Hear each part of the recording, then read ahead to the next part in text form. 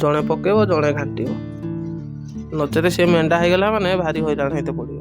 ଯେତେବେଳେ ଆମେ ଛୋଟ ହେଇଥିଲୁ ମାନେ ସେତେବେଳେ ରଜ ହବ ମାନେ ଆମେ ଜଗିକି ବସିଥିବୁ ମାମୁଁ ଘର ଆଣିବେ ଡ୍ରେସ୍ ପତ୍ର, ମାନେ ସେଇ ଜିନିଷଟା ମନେ ପଡ଼ିକି କେତେ ମାନେ ଖୁସି ଲାଗୁଛି। ଆଉ ବୋଉର ଅବସ୍ଥା ଆଉ ନୂଆ ବୋଉର ଅବସ୍ଥା ପୁରା ମାନେ ସାଂଘାତିକ।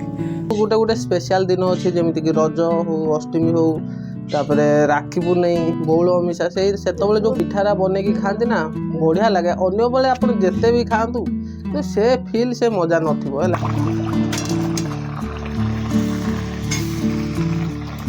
ପୁରା ଚୁନାକୁ ଦେଖନ୍ତୁ ପୁରା ପେଷ୍ଟ କରୁଛି। ବୋଇରା ଅରୁଆ ଚାଉଳଟା ନା ବୋଇ ଏତେ ଚୁନା କରୁଛୁ, ଆଜି କ'ଣ ହବ କି ସ୍ପେଶାଲ ପିଠା? ଆରସା ପିଠା। ହାଁ ଆରସା ପିଠା ଗୁଡ଼ ଆଉ କାକରା କନୁ କାକରା ସୁଜି ଆଣିଛି ଆଣିଛୁ, ତାହେଲେ ଦୁଇଟା ହବ। ତୋ ପାଇରେ ଓହୋ, ତାହେଲେ ଏଇଟା କେତେବେଳକୁ କରିବୁ ପିଠା? ଦୀପରେ କରିବି। ଖରାବେଳେ ନିଆଁରେ କରିବୁ? ତ ଆରିସା ପିଠାଟା ହେଉଛି ବାପାଙ୍କ ପାଇଁ, ଆଉ କାକରାଟା ଯେଉଁ ହବ ନା ସେଇଟା ମୋ ପାଇଁ। ତ ଆରିସା ପିଠା ମାନେ ସେଇଟା ଗୁଡ଼ ପଡ଼େ ନା, ମୋତେ ଭଲ ଲାଗେନି, ସେଥିପାଇଁ କାକରା ପିଠାଟା ଖାଇବୁ ଭଲ ଲାଗିବ। ସେଇଟା ମିନିମମ୍ ଦିନେ 2 ଦିନ ଭଳିଆ ରଖି ତାକୁ ଖିଆଟା ହବ। କୋଉଟା? କାକରାଟା କଥା କହୁଛି, ଆରିସାଟା ତ ବହୁତ ଦିନ ରହିଯିବ। ତ ବୋଉ ଦେଖନ୍ତୁ ପୁରା ଚୁନା ବହୁତ କରିଦେଇଛି। ତ ଏବେ ଟାଇମ୍ ହେଇଛି 10ଟା, ମାନେ ସେ କରୁ 1 2ଟା ମାନେ ଭାତ ରୋଷେଇବାସ ସରିବ, ଖାନା ପିନା ହବ, ତାପରେ ଏଇଟାକୁ କରିବ ନାଇଁ କି। ତ ଏଇ ଆରିସା ପିଠାଟାରେ ମାନେ ବୋଉ ଆମର ଖସା ମିଶେଇବ, ମାନେ ବହୁତ କିଛି ପଡ଼ିବ। ହଁ ଗାଧେଇ ଖାଇ ଖୁଆ, ମୁଁ ଗାଧେଇନି ଗାଧେଇକି ଖାଇ ଖୁଆ ଖରେ ମୋର ଆରମ୍ଭ କରିବି। ବୋଉ କ'ଣ ପକେଇବୁ ଆଜି ମସଲା? ଖସା ଦେମି ଆଉ ଜୁଆଣି ଆଉ ପାନମଧୁରୀ, ଏତିକି ତ ଦେଲେ ପିଠାଟା ବଢ଼ିଆ ଲାଗିବ ଖାଇତେ। ଏମିତି କ'ଣ ଚୁନାଟା କଲୁ? ରାତିରୁ ଚାଉଳ ବତୁରେଇ ଦେଇଥିଲି, ଅରୁଆ ଚାଉଳଟା। ହଁ ଅରୁଆ ଚାଉଳ, ତାକୁ ଛାଣିନି ସକାଳୁ, ଖରାରେ ଦେନି ପାଣି ଅଂଶଟା ମରିବା ପାଇଁ। ପାଣି ଅଂଶଟା ଯେମିତି ମରିଗଲା ସେଠୁ ଆଣିକି ଗ୍ରାଇଣ୍ଡିଂ କରିଛି। ଦେଖୁନ ଆଗରୁ ଢିଙ୍କିରେ ତଲ କରୁଥିଲ? ହଁ ଢିଙ୍କି ଥିଲା, ଢିଙ୍କି ବି ଅଛି ଆମର ବଡ଼ଟେ ଭଲ। 3 ମାଣ ଚାଉଳ ଓଖଳିର ଭର୍ତ୍ତି କରିଦେବୁ, କୁଟିଦେବୁ ଏକା। ଆଉ ସେ ତ ଗଲାଣି, ଆଉ ଢିଙ୍କିର କୁଟୁନାହାନ୍ତି, ଗ୍ରାଇଣ୍ଡର ପେଶି ଦେଉଛୁ। ଗ୍ରାଇଣ୍ଡରଟା ସହଜ ହେଉଛି। ଏଇଟା ଜଣେ ହେନେ କରିଦେବ, ସେଇଟା 2 ଜଣ ଦରକାର। ଜଣେ କୁଟିବ, ଜଣେ ପୁଣି ଇଏ କରିବ, ଘାଣ୍ଟିବ, ଚଲେଇବ, ବହୁତ ହଇରାଣ ସେଇଟା। ଇଏ ତ ସହଜ ହେଇଯାଉଛି ନା। A few moments later. କ'ଣ ଦେଇଛୁ? ଗୁଡ଼ ଦେଇଛି ଆଉ ଜୁଆଣି 2ଟା ପକେଇ ଦେଇଛି।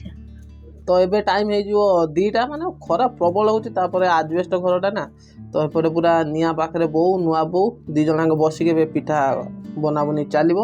ଏପଟେ ଚୁନା ଅଛି, ତାକୁ ଆଜି ସ୍ପେଶାଲ ହବ ଗୁଡ଼ରେ ପିଠାଟା, ମାନେ ଯେଉଁଟାକୁ କୁହନ୍ତି ଆରସା କାକରା ହେଲା। ତା ସହିତ ବୋଉ ଆମର ଜୁଆଣି ପକେଇ ଦେଇଛି, ଆଉ ପାନମହୁରି ଟିକେ ମିଳିଲାନି, ନହେଲେ ବଢ଼ିଆ ହେଇଥାନ୍ତା। ତାକୁ ଯେତେବେଳେ ଖାଇଥାନ୍ତେ ମାନେ ପାଟିଟା ପୁରା ବଢ଼ିଆ ଲାଗେ। ପାନମହୁରି ଯେଉଁ ପିଠାଟାରେ ପଡ଼ିଥିବ, ତ ସେଇଟା ଜିନିଷଟା ମାନେ ଆଜି ମିଳିଲାନି, ସେଥିପାଇଁ ବୋଉ ଏପଟେ ଦେଖୁନ ଖାଲି ଜୁଆଣିରେ କରୁଛି, ମାନେ ଖାଇବାଟା ପିଠାଟା ମାନେ ବଢ଼ିଆ ହବ। ଏପଟେ ବୋଉ, ଏପଟେ ନୂଆ ବୋଉ 2 ଜଣ ବସିଛନ୍ତି। ଏପଟେ ଚାଲିଛି ଏବେ ଗୁଡ଼ଟା ଦେଖନ୍ତୁ ପକେଇ ଦେଇଛନ୍ତି, ପୁରା ମେଲ୍ଟ ହେଇଗଲା। ଏପଟେ ବି କାଠ ଦେଖନ୍ତୁ ଚାଲିଛି ନିଆଁ। ନୂଆ ବୋଉ ଏଇଟା କେମିତି କ'ଣ ହବ? ଚୁନା ପକାଯିବ। ଏଇଟା କ'ଣ ପୁରା ମେଲ୍ଟ ହବ? ପାଣି ବି ଦବ ସେଇଠି? ନା ପାଣି ନାହିଁ, ଆଉ ଖାଲି ଚୁନା। ଖାଲି ଚୁନା ଗୁଡ଼ ନାଇଁ କି? ସେଇଟା ବୋଉ କ'ଣଟା ଦଉଛୁ ଲୋ? ଆଉ ଟିକେ ଦେଇ ଦଉଛୁ ନା? ଏଇଟା କ'ଣ ଲୋ ବୋଉ ଏମିତି? ଗୁଡ଼ ପାଗଟା ଦେଖୁ ନା, ଏଇଟାରେ ଜାଣି ହବ? ପିଠା ବାହାରିଲେ ମାନେ ପୁରା ଲାଗିଗଲେ ସିଏ ହବ ନାଇଁ କି? ହେଲାଣି?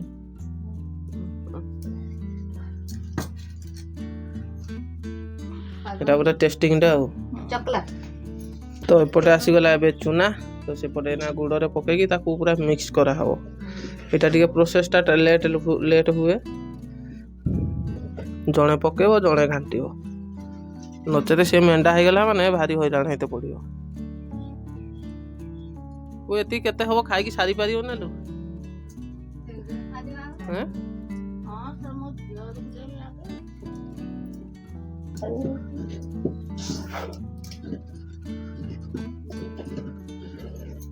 ତ ଏଇ ପିଠା କଥାରୁ ମନେ ପଡ଼ିଗଲା ଯେତେବେଳେ ଆମେ ଛୋଟ ହେଇଥିଲୁ ମାନେ ସେତେବେଳେ ରଜ ହେବ ମାନେ ଆମେ ଜଗିକି ବସିଥିବୁ ମାମୁଁ ଘର ଆଣିବେ ଡ୍ରେସ୍ ପତ୍ର ମାନେ ସେଇ ଜିନିଷଟା ମନେ ପଡ଼ିକି କେତେ ମାନେ ଖୁସି ଲାଗୁଛି।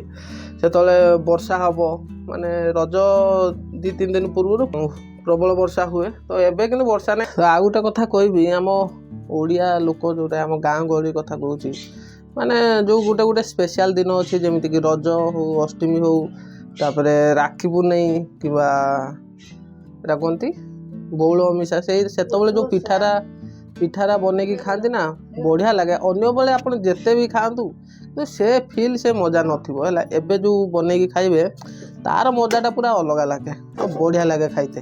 ତ ଏପଟେ ବୋଉ ହରିକା ପୁରା ମାନେ ଜିନିଷ ଓହ୍ଲେଇଲେଣି ପୁରା ତାଙ୍କର ଘାଣ୍ଟି ଘୁଣ୍ଟାଇ ପୁରା ରେଡ଼ି କରିଦେଲେଣି।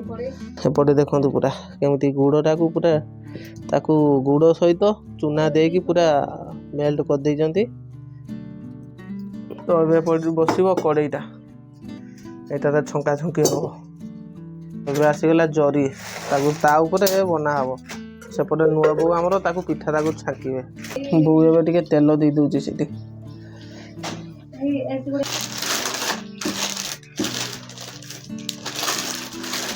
ବୋଉ ଟିକେ ପାଞ୍ଚିଆ ହେଇଗଲା କିଲୋ ନା ଠିକ୍ ହେବ।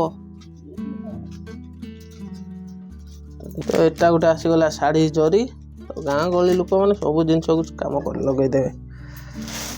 3ଟା ହେଲା। ଓ ବଡ଼ ବଡ଼ ହେବ କି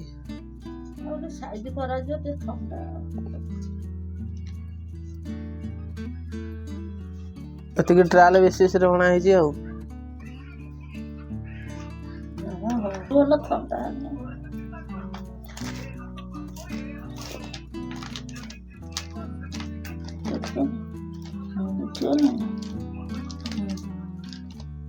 ତେଲ ମାରିଦିଅ ପକ ଥଣ୍ଡା ହଉଥିବ। ତ ଏପଟେ ଟିକେ ଭାଗ ମାପ ଏପଟ ସେପଟ ହେଇଗଲା ନା ସେଥିପାଇଁ ଟିକେ ପାଞ୍ଚିଆ ଦେଖନ୍ତୁ ବୋହିଗଲା ମାନେ ସାଇଜ୍ ହେଲାନି ମାନେ ଚୁନା ଟିକେ କମିଗଲା। ତ ଏବେ ତାକୁ ସଲ୍ୟୁସନ୍ ବାହାର କରୁଛି ବୋଉ ଆମର। ଏବେ ପକେଇ ଦେଉଛି ଅଟା। କିନ୍ତୁ ଏତିକି ଅଟା ଦେଇଦେଲେ ସେ ଠିକ୍ ହେଇଯିବ ମାନେ ଅଠା ଟିକେ ହେଇଯିବ। ଏବେ ହେବ ଠିକ୍ ନୂଆ ବୋଉ ପାଗ ହେଇଗଲା। ଦେଖନ୍ତୁ ଏଇନା ଜୋର ବି ମାନେ ଟାଇଟ୍ ହେଇଯାଇଛି। ହଁ ଏପଟେ ଦେଖନ୍ତୁ ଏଇଟା ସବୁ ମାନେ ପୁରା ପାଞ୍ଚିଆ ହେଇଯାଇଛି ଉଠୁ ବି ନାହିଁ ଜରିରୁ ମାନେ ଟିକେ ହାର୍ଡ଼ ପାଗ ଦରକାର ଆଉ। ଗୁଡ଼ ଟିକେ ଅଧିକ ହେଇଗଲା ସେଥିପାଇଁ ଲାଗି ଅସୁବିଧା ହଉଛି। ଚୁନା କମିଗଲା ଆଉ। ବୋଉ କେତେ କରିଥିଲ ଚୁନା? ଆଉ ଏପଟେ ଦେଖ ନୂଆ ବୋଉର ମୁହଁ ଆଉ ଏପଟେ ବୋଉର ମୁହଁ ଝାଳରେ ପୁରା ଗାଧେଇଲେଣି। ଏବେ ବୋଉ ଠିକ୍ ହଉଛି ନା ଲୋ? ସେଇନା ଠିକ୍ ଆସିଲା ପାଗଟା। ଯେତେବେଳେ ବୋହି ଯାଉଥିଲା ନା ଏବେ ଟିକେ ବି ତାର କଲର୍ଟା ବି ଚେଞ୍ଜ ହେଇଗଲା। ସେଇ ପିଠାଟା ଦେଖନ୍ତୁ ଆଉ ଏଇ ପିଠାଟା ନା କଲର୍ ପୁରା ଚେଞ୍ଜ। ଝାଳ ମାନେ ଭୀଷଣ। ତ ଏବେ ପିଠାଟାକୁ ମାନେ ତାକୁ ପୁରା ମାନେ ସିଏ ରେଡ଼ି ହେଇଗଲାଣି। ବାକି ରହିଲା ଖାଲି ଛଣାଛୁଣି। ତେଲ ବି ସେପଟେ ବୋଉ ଗରମ କରିଦେଇଛି। ଆଉ ଗରମଟା କ'ଣ କହିବି। ତ ଏପଟେ ପିଠାଟାକୁ ବୋଉ ମାନେ ତାକୁ ସାଇଜ୍ କରିବ ଗୋଲ କରିବ। ନୂଆ ବୋଉ ସେପଟେ ଛାଣିବେ। ବେଶୀ ନାହିଁ ଅଧଘଣ୍ଟା ଭିତରେ ପୁରା ରେଡ଼ି ହେଇଯିବ। ତାପରେ ହେବ ଖାନା ପିନା। ଏବେ ନାହିଁ 4ଟା ବେଳେ ସେଇଟା ହେବ ହେଲା। ଖାନା ପିନାଟା ହେବ ତାପରେ ମୁଁ ବତେଇବି କେମିତି କ'ଣ ଟେଷ୍ଟ ହେଇଛି। ତ ଭିଡ଼ିଓକୁ ଆପଣ ଶେଷ ପର୍ଯ୍ୟନ୍ତ ଦେଖନ୍ତୁ।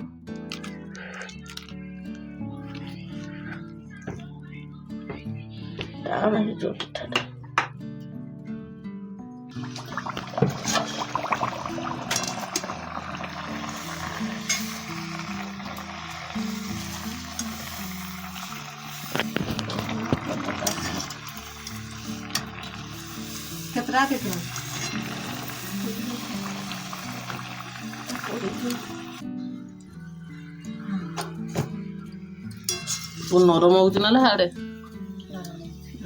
କ'ଣ ଦେଖାଉଛି ପୁରା କ୍ରିସ୍ପି ହବ ପୁରା ଲାଲ ଲାଲ ଆଉ। ଏଇଟା ବଟ କରିଦେଲ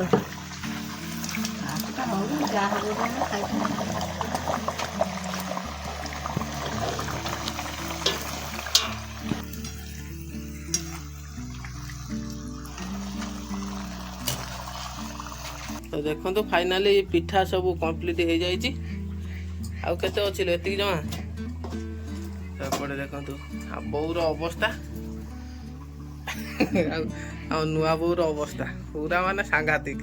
ପିଠା ଟିକେ ଖାଇବ ବୋଲି ଏଇଟା ଯିବ ସିଧୁ ଡବ ଖାଇବେ ନା। ତାପରେ ବାପାର ଏଇଟା ହେଉଛି ଫେଭରାଇଟ୍ ପିଠା, ପୁରା ଗରମା ଗରମ, ପୁରା ହାର୍ଡ଼ ଅଛି। ଦେଖନ୍ତୁ କେତେ ସୁନ୍ଦର ଦେଖାଯାଉଛି।